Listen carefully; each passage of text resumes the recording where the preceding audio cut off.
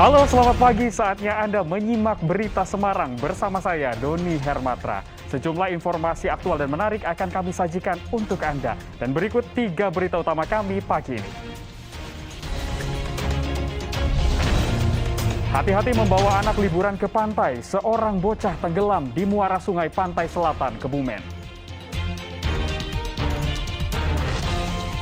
Susah sinyal untuk belajar daring membuat seorang guru di Magelang naik turun bukit menoreh menemui anak didinya. Gubernur Jawa Tengah Ganjar Pranowo punya kebiasaan wajib mendengarkan musik setiap pagi.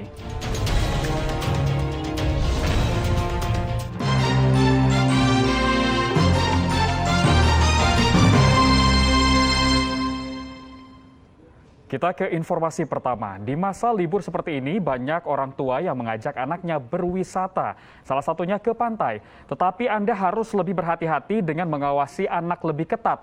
Bila tidak, bisa berakibat fatal seperti yang dialami seorang bocah berusia 12 tahun di Kebumen. Ia hilang di muara sungai Pantai Selatan. Air di muara Sungai Penyu, Kali Ratu, Desa Jogosimo, Kecamatan Klirong, Kabupaten Kebumen terlihat tenang. Tetapi di air tenang inilah pada Minggu siang seorang bocah tenggelam. Di pantai ini ia tengah berlibur bersama adik dan ibunya. Sang bocah bernama Nurul Mukhlis, tinggal di Desa Tambak Progaten, Kecamatan Klirong, Kebumen. Tim Basarnas Cilacap bersama warga berusaha melakukan pencarian dengan menyisir tepi muara hingga ke tengah muara sungai. Meski sudah dilakukan pencarian hingga Minggu sore, korban belum berhasil ditemukan.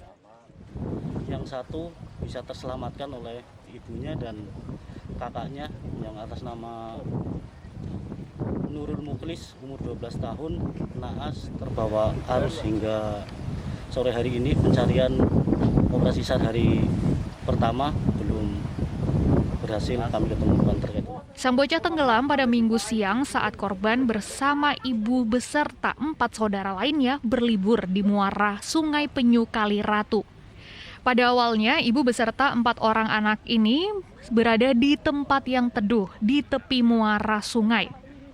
2 orang anaknya berlari menuju ke muara. Melihat air yang tenang membuat keduanya berniat untuk mandi. Saat mandi, Nurul Mukhlis dan adiknya terperosok ke air yang dalam. Sang adik berhasil menyelamatkan diri, tetapi Nurul hilang tenggelam. Mendengar laporan warga, tim Basarnas yang bekerja sama dengan warga melakukan pencarian dengan menyisir tepi muara hingga ke tengah muara.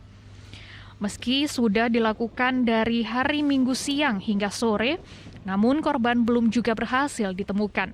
Wahyudiono melaporkan dari Kabupaten Kebumen. Di Pasar Sunggingan Baru Kabupaten Boyolali, sejumlah harga kebutuhan pokok mengalami kenaikan. Harga telur ayam misalnya dari harga Rp18.000 per kilogram, kini sudah tembus Rp30.000 per kilogram. Peningkatan harga kebutuhan pokok telah terlihat di sejumlah pasar. Hal ini biasa terjadi saat jelang akhir tahun. Misalnya harga telur ayam di Pasar Sunggingan Baru, Kabupaten Boyolali mengalami kenaikan harga. Kenaikan bervariasi dari Rp18.000 kini menjadi Rp30.000 hingga Rp31.000 per kilogram. Kenaikan harga telur ayam yang hampir 2 kali lipat ini dikeluhkan pembeli dan pedagang di pasar ini karena dirasa memberatkan. Sampai saat ini harga telur belum pernah naik dengan harga Rp30.000. Para pedagang telur ayam mengaku naiknya harga telur ayam ini disebabkan karena sudah mulai diperbolehkannya pesta hajatan di kalangan masyarakat karena masuk pada PPKM level 1. Selain itu, adanya perayaan hari besar serta jelang tahun baru 2022. Harga telur ayam dari distributor juga mengalami kenaikan. Biasanya normal harga telur ayam di pasaran Rp18.000 hingga Rp20.000. Namun kini mengalami kenaikan drastis mencapai Rp31.000 per kilogramnya. Mungkin pengaruh juga kalau ada acara-acara Natalan, Tahun Baru. Ini jelang tahun baru ya? Iya. Jelang tahun baru, Natalan. Kenaikan harga telur ayam ini dikeluhkan oleh para pembeli. Untuk menyesuaikan kenaikan harga, konsumen terpaksa membeli telur dengan jumlah yang sedikit. Biasanya membeli 1 kilo atau 2 kilogram. Namun karena harga yang mahal, pembeli mengurangi menjadi setengah kilo atau 1/4 kilogram saja. Memberatkan juga bagi masyarakat biasa. Sekarang berapa Mbak harganya tadi? Sekarang 30.000. 30.000. Oke. Harapannya Mbak seperti apa sih? Harapannya semoga kembali seperti normal lagi agar nanti tidak memberatkan masyarakat. Memberatkan Thomas, sangat memberatkan. Ya. Harapannya gimana Bu? Ya supaya turun lagi biar normal seperti biasanya. Para pedagang dan pembeli meminta kepada pemerintah agar bisa menstabilkan harga telur ayam agar bisa terjangkau oleh daya beli masyarakat. Yulianto melaporkan dari Kabupaten Boyolali. Sementara itu, para pedagang di Kota Semarang juga mengeluhkan beragam harga kebutuhan pokok yang mengalami kenaikan jelang akhir tahun. Harga kebutuhan pokok di pasar tradisional Patrongan Kota Semarang terus mengalami kenaikan jelang pergantian tahun 2022. Harga telur kini dijual dengan Rp33.000 per kilogram, padahal sebelumnya dijual dengan harga Rp20.000 per kilogram. Harga cabai rawit setan merah juga terus mengalami kenaikan. Sebelumnya dijual dengan harga Rp60.000. Kini dijual 1 kilogramnya mencapai Rp100.000. Tidak hanya telur dan cabai yang mengalami kenaikan, namun harga daging ayam potong juga ikut merangkak naik.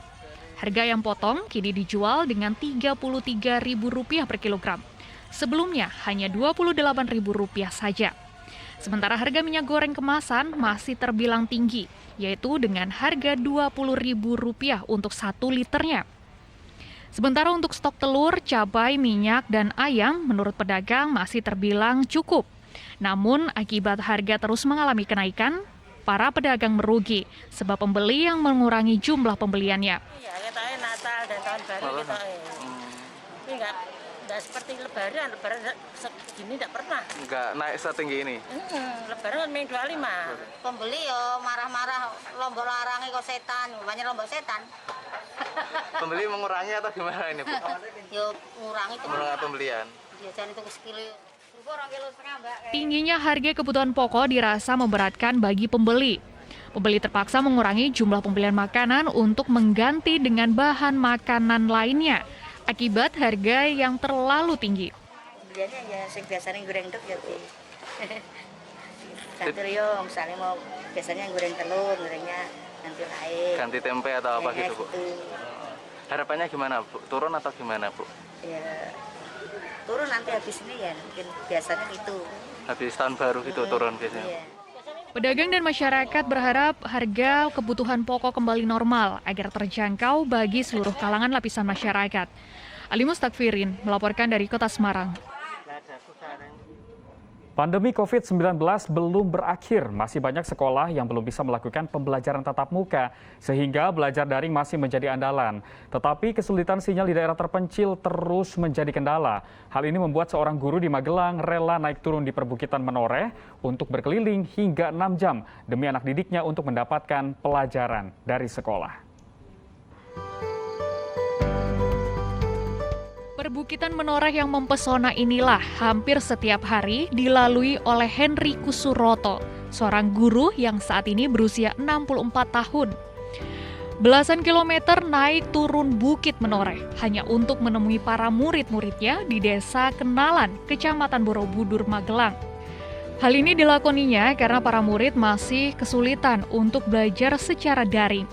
Selain tak memiliki ponsel untuk belajar secara daring, para murid ini tinggal di perbukitan Menoreh sehingga lokasi tersebut tidak ada sinyal internet untuk digunakan belajar. Peluh keringat tak dihiraukan sang guru, agar para muridnya tidak ketinggalan pelajaran hanya karena tidak ada sinyal. Hal inilah yang sangat diapresiasi oleh para orang tua siswa. Untuk jaringan internet di daerah sini susah sinyal gitu, Pak. Sebagai orang tua, kami untuk mendidik anak seperti di sekolah lebih suka gitu. Karena anak suka untuk menerima pelajarannya. Sebelum melakukan aktivitas belajar, guru yang akrab disapa dengan Pak Suroto ini mempersiapkan materi pelajaran terlebih dahulu dengan menyesuaikan kurikulum saat ini. Tak hanya mengajar membaca dan menulis, ia juga mengajarkan tentang bagaimana proses kehidupan makhluk hidup yang ada di sekitar rumah murid-muridnya. Agar tidak memerlukan waktu yang lebih lama, belajar bersama di lokasi antar siswa yang rumahnya berdekatan. Hanya dengan semangat, para siswa sekolah dasar ini juga bergotong royong dengan menyiapkan fasilitas untuk belajar. Dengan adanya daring ternyata kurang maksimal dan anak-anak itu juga banyak yang kesulitan tentang internet ataupun sinyalnya yang sangat sulit. Dengan keterbatasan sarana belajar mengajar, interaksi belajar dilakukan dengan penuh semangat. Kerja keras dan tulus dari sang guru inilah yang menjadi semangat para siswa untuk terus belajar. Wahyu Diono melaporkan dari Kabupaten Magelang.